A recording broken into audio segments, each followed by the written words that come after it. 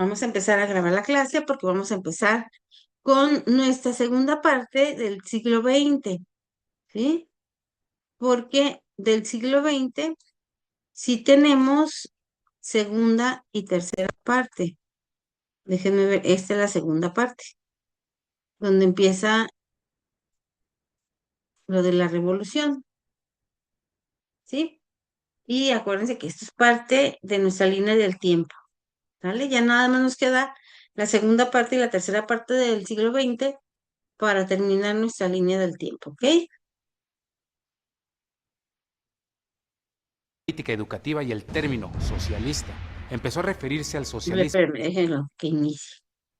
Después de un proceso electoral difícil, el general Manuel Ávila Camacho asumió la presidencia de la República en diciembre de 1940. Hubo entonces un viaje radical en la política educativa y el término socialista empezó a referirse al socialismo. ¿Le subo el volumen o cómo lo ven?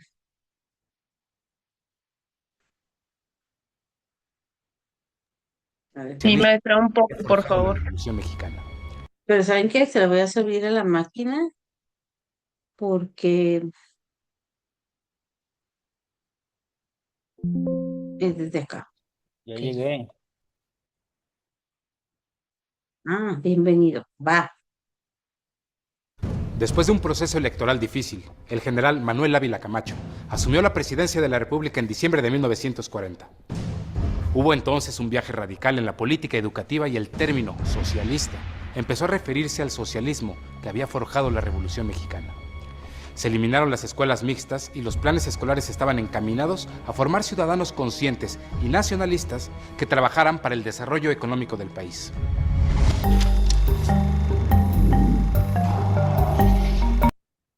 Déjenme comentarles nada más eso de las escuelas mixtas. En un tiempo, recuerden ustedes que había secundarias para señoritas y secundarias para varones. Bueno, ustedes no lo recuerdan porque ustedes están jovencitos, pero los papás sí lo van a recordar. Entonces no se revolvían los géneros. Y también había las primarias de la mañana eran para niñas y las primarias de la tarde eran para niños. Y los bachilleratos, casi todos eran para hombres. Difícilmente se encontraban bachilleratos para niñas.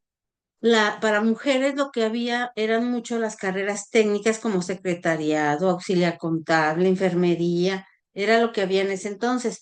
Por eso aquí empieza ya la eliminación de esas escuelas y empiezan las escuelas mixtas, ¿sí? O sea, como antecedente por lo que les están comentando, ¿ok?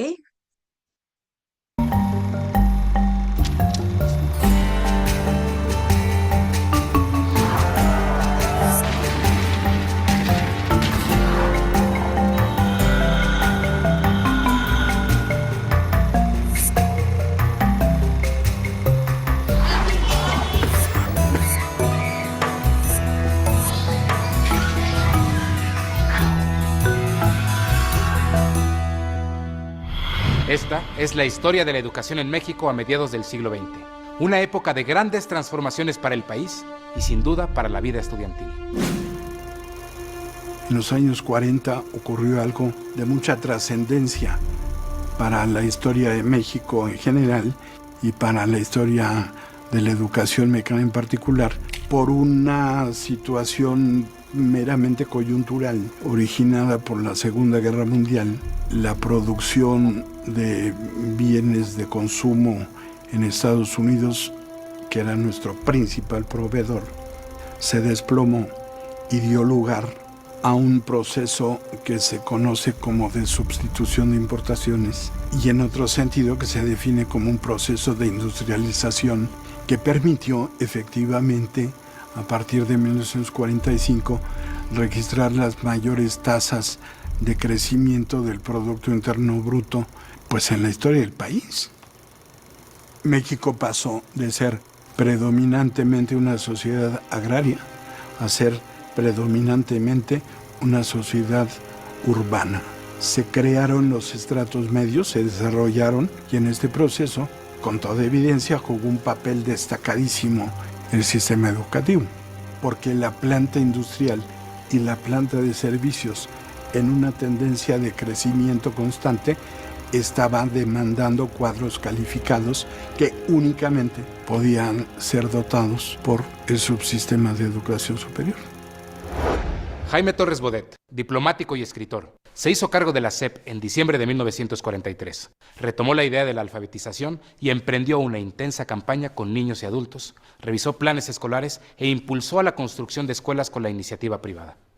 También capacitó al magisterio, que ese mismo año se unificó en torno al Sindicato Nacional de Trabajadores de la Educación, CENTE. No sería exagerado decir que Torres Bodet es la figura central en el constructor de la idea educativa del México contemporáneo. Es un educador de grandes vuelos que tuvo muchísima importancia no solo como educador, sino como funcionario y como humanista. Él estuvo al frente de la SEP en esta primera ocasión de diciembre de 43 a noviembre de 46. Y realmente la parte que podríamos considerar fundamental de esta gestión fue una parte doctrinal, porque Torres Bodet fue el protagonista principal, el redactor principal de los conceptos con los cuales se reformó el artículo 3 constitucional. Se dejó atrás la idea de la educación socialista y es la visión de la educación pública que prevalece hasta la fecha. Una educación básicamente nacionalista. Torres Bodet era un joven intelectual, escritor del grupo Contemporáneos. Entonces él llega, digamos, a la Secretaría de Educación Pública y una de las cosas que hace, a mí me parece que de la mayor importancia, es una campaña por la alfabetización. El otro aspecto que me parece fundamental es que él logró la unificación del Sindicato Nacional de Trabajadores de la Educación, es decir, de los maestros de todo el país en un solo sindicato. Esto es muy interesante porque fue una labor política muy fina. En diciembre de 1945 se reformó el artículo 3 constitucional, que en vísperas del cambio presidencial señalaba: la educación que imparte el Estado-Federación, estados y municipios, tenderá a desarrollar armónicamente todas las facultades del ser humano y fomentará en él, a la vez, el amor a la patria. Si se fijan, esa parte del artículo 3 no es mucha la reforma que ha sufrido, ¿eh?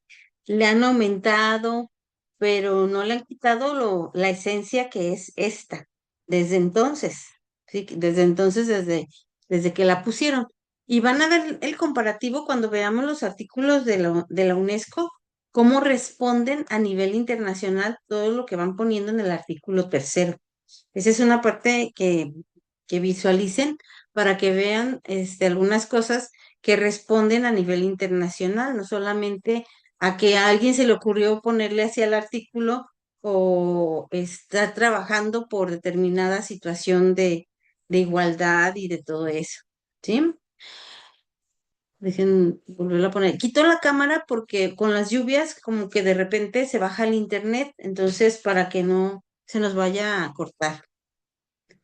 Hubo una gran controversia respecto a el significado distinto que le dieron grupos antagónicos a lo que era la educación socialista, y finalmente tuvo poca vigencia, diría yo, o sea, en los hechos, y ya hacia finales de la época del general Cárdenas y principios de Ávila Camacho ya era muy claro que eso se tenía que cambiar, y eso explica en gran parte la última gran reforma del artículo 3 del siglo XX, que es la que se hace en la época de Ávila Camacho y que le quita de nuevo el carácter socialista. Al finalizar la Segunda Guerra Mundial, el panorama político internacional y nacional había cambiado. Ante las nuevas circunstancias, en México se hicieron ajustes, y uno de ellos fue transformar el Partido de la Revolución Mexicana en Partido Revolucionario Institucional. Miguel Alemán, el primer presidente civil del México postrevolucionario, expresó que las reglas de su juego político serían crecimiento económico y estabilidad. El problema era cómo superar las deficiencias, cuando la escolaridad de la mayoría de la población mayor de 15 años apenas llegaba a segundo grado. A pesar del impulso del régimen alemanista, el cuadro educativo estaba geográficamente desequilibrado. Las zonas rurales permanecían aisladas, mientras que en las urbanas la vida empezaba a modernizarse rápidamente. Yo creo que la prioridad educativa del gobierno de Miguel Alemán fue la educación superior. La educación superior no había sido atendida de manera prioritaria por ninguno de los gobiernos revolucionarios. Durante los primeros años de la presidencia de Miguel Alemán, Jaime Torres Bodet ocupó el cargo de secretario de Relaciones Exteriores y entre 1948 y 1952 fue el segundo director general electo de la Organización de las Naciones Unidas para la Educación, la Ciencia y la Cultura, UNESCO, por sus siglas en inglés. La gestión de Torres Bodet es considerada como una de las más brillantes e innovadoras.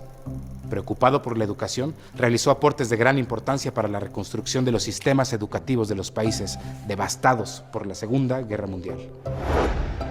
Además, proyectó a México y su cultura al ámbito internacional y fundó el Centro de Cooperación por la Educación de Adultos en América Latina y el Caribe, CREFAL, en Pátzcuaro, Michoacán. Torres Bodet fue designado secretario general de la UNESCO. Hay que recordar que este organismo fue creado a partir de las naciones que signaron el triunfo en la Segunda Guerra Mundial y que constituyeron las Naciones Unidas.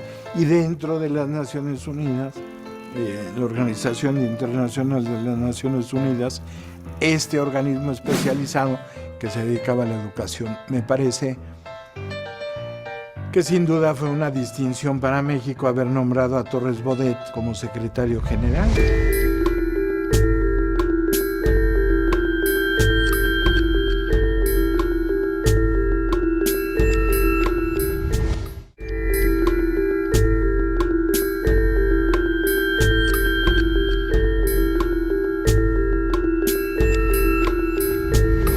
En diciembre de 1946, Miguel Alemán estableció una comisión para la creación del Instituto Nacional de Bellas Artes, cuyo objetivo, además de estimular la producción artística de México, sería impulsar la educación en los campos de las artes plásticas, la arquitectura, la danza, la música y la ópera, la literatura y el teatro.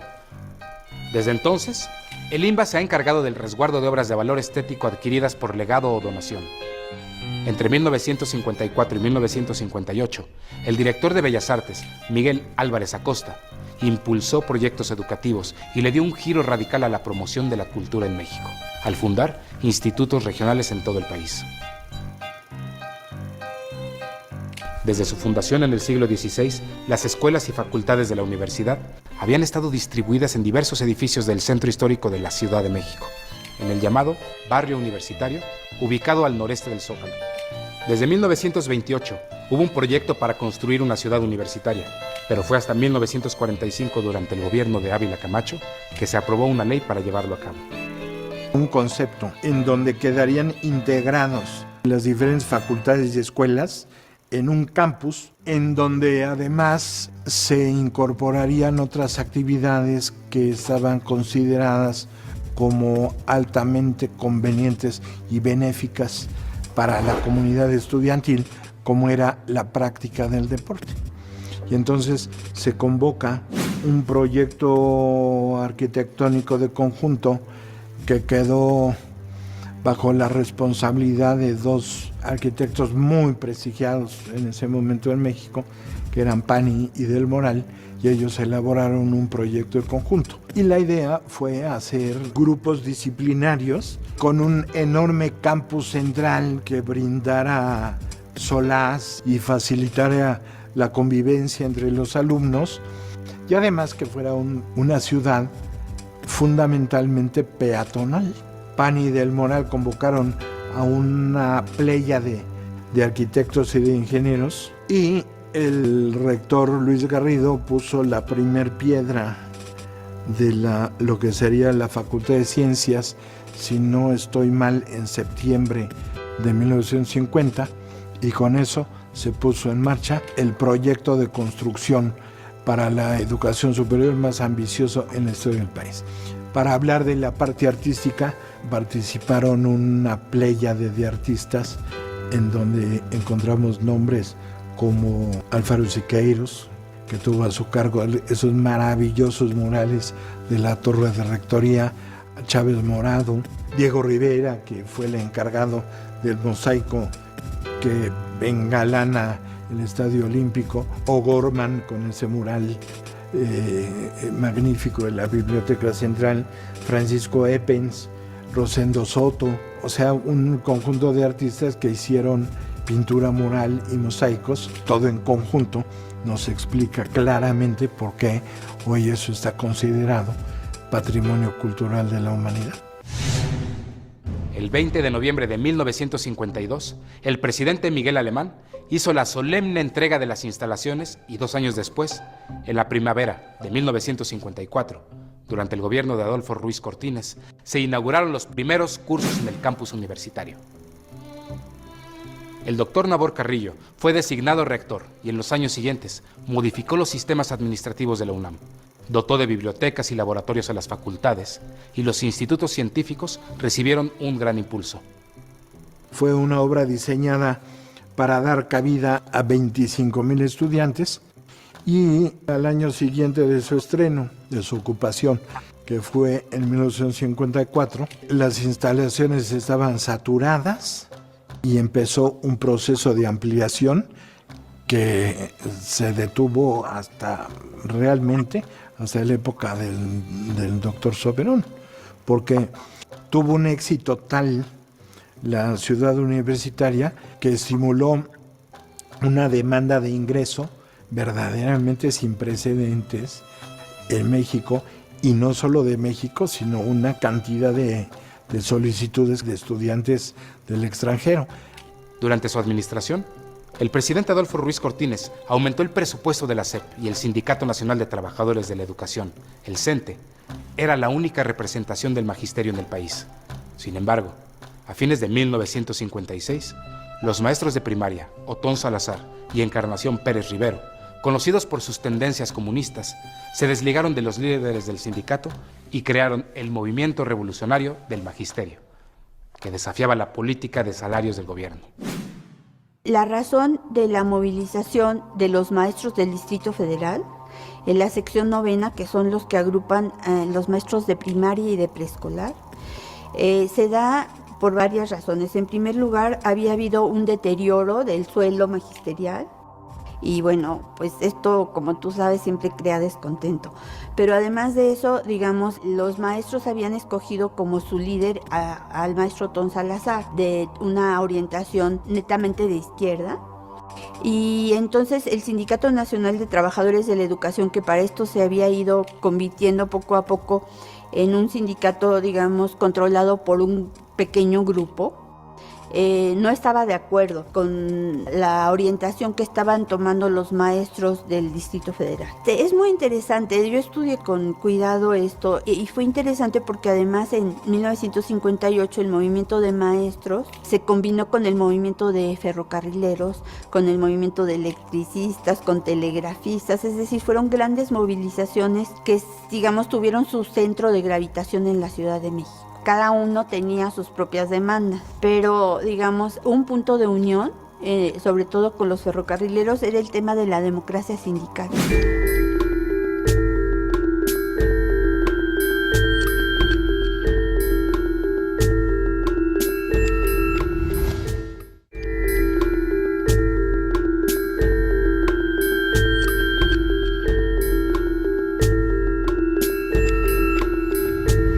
1958, Adolfo López Mateos asumió la presidencia y tuvo que enfrentar la agitación obrera heredada del régimen anterior.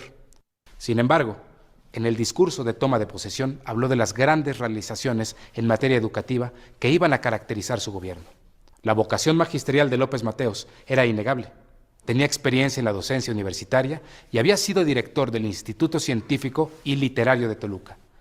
Para atender el rezago educativo, Jaime Torres Bodet regresó al frente de la SEP y estableció el plan de 11 años.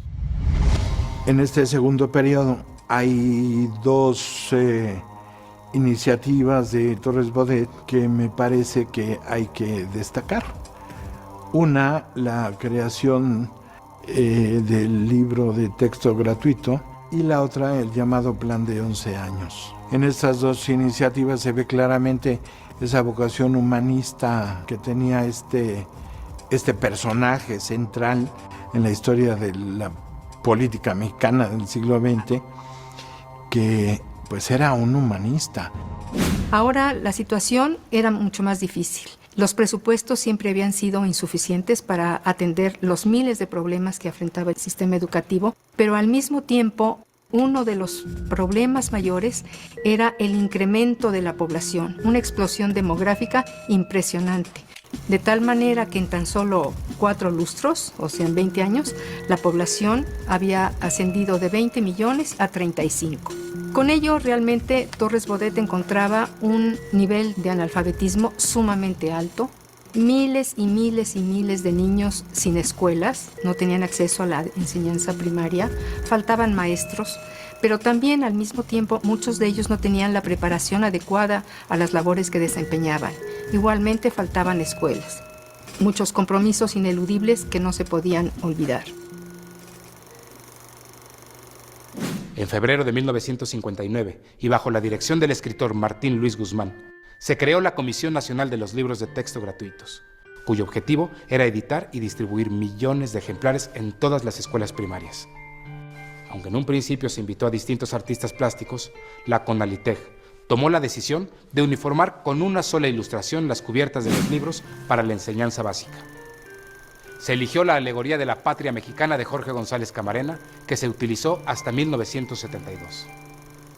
En los primeros 5 años de distribución del libro de texto gratuito se repartieron más de 100 millones de ejemplares, lo cual pues no deja de ser una proeza, porque el financiamiento, la organización, la redacción de los libros, pues sí, era una empresa muy complicada. Y Martín Luis Guzmán convocó a un grupo de personalidades intelectuales de primer orden que le dieron forma a la comisión y en consecuencia al proyecto.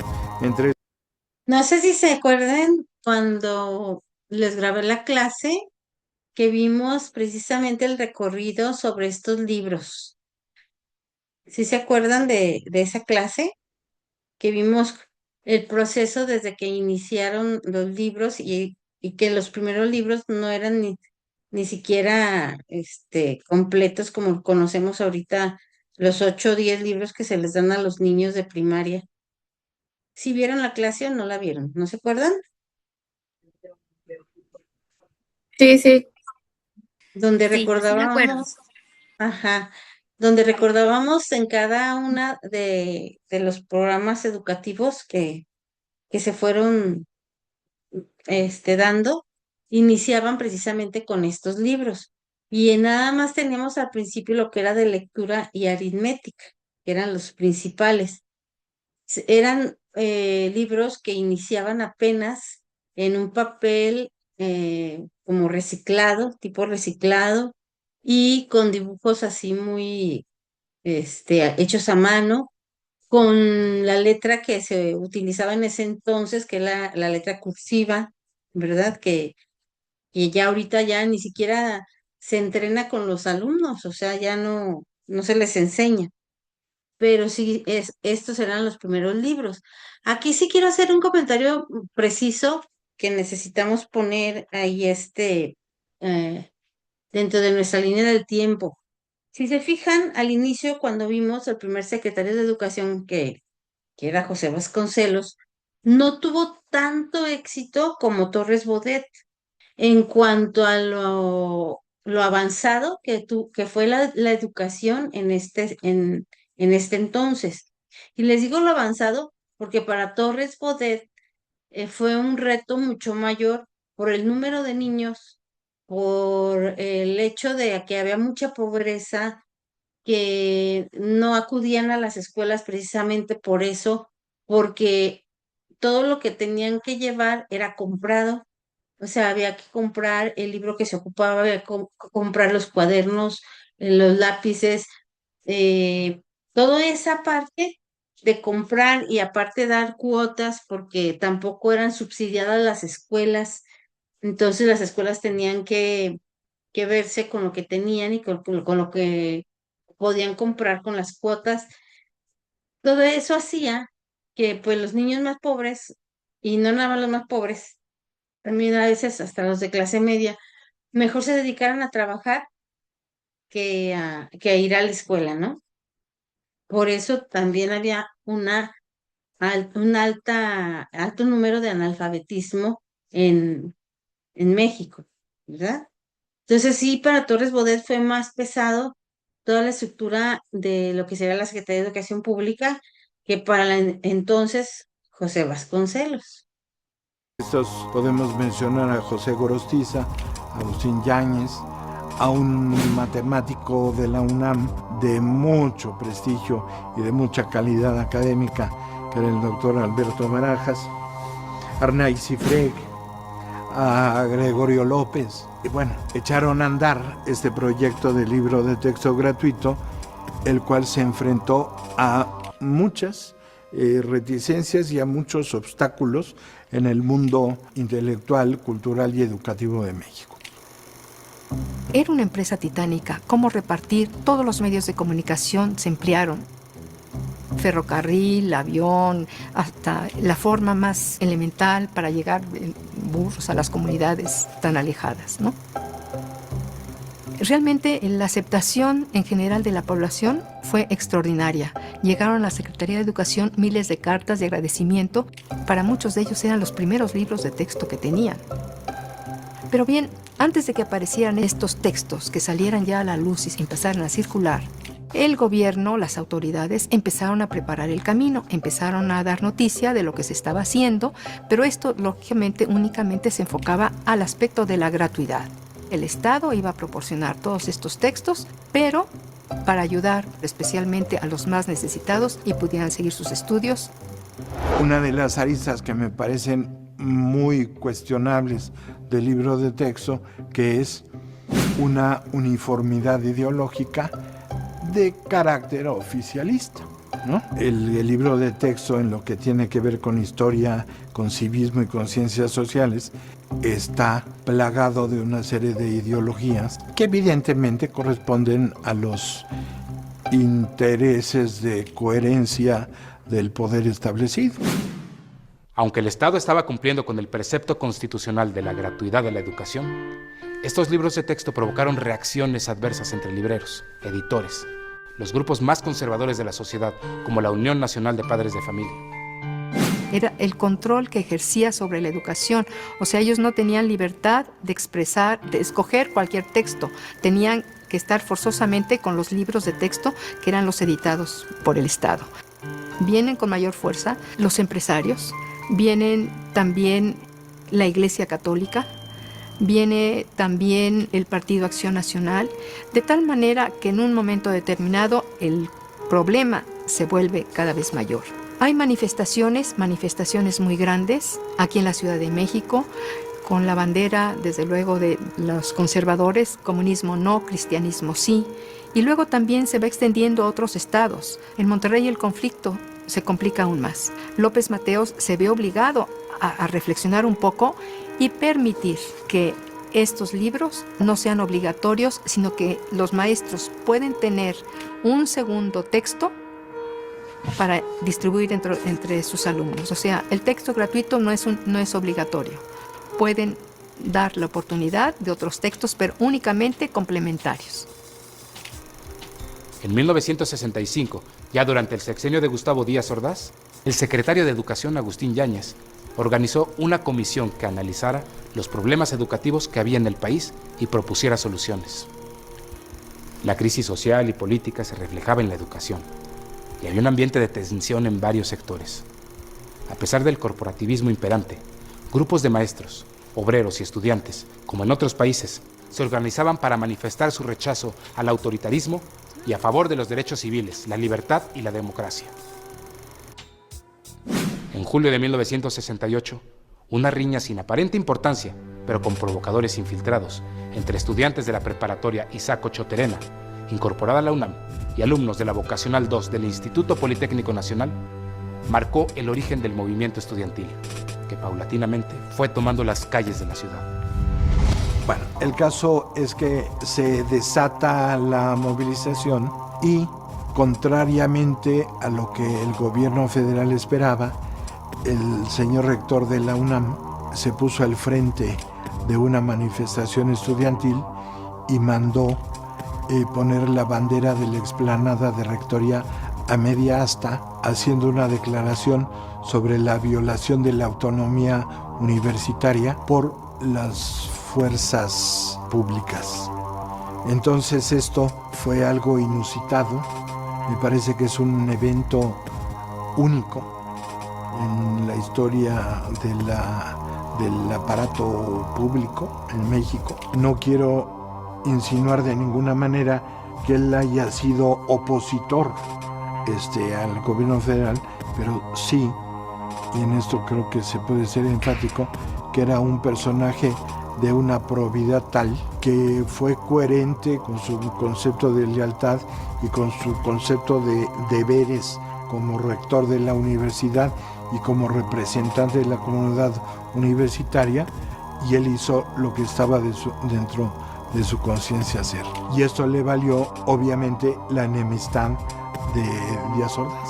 El 2 de octubre, poco antes de que comenzaran los Juegos Olímpicos en la Ciudad de México, el gobierno reprimió violentamente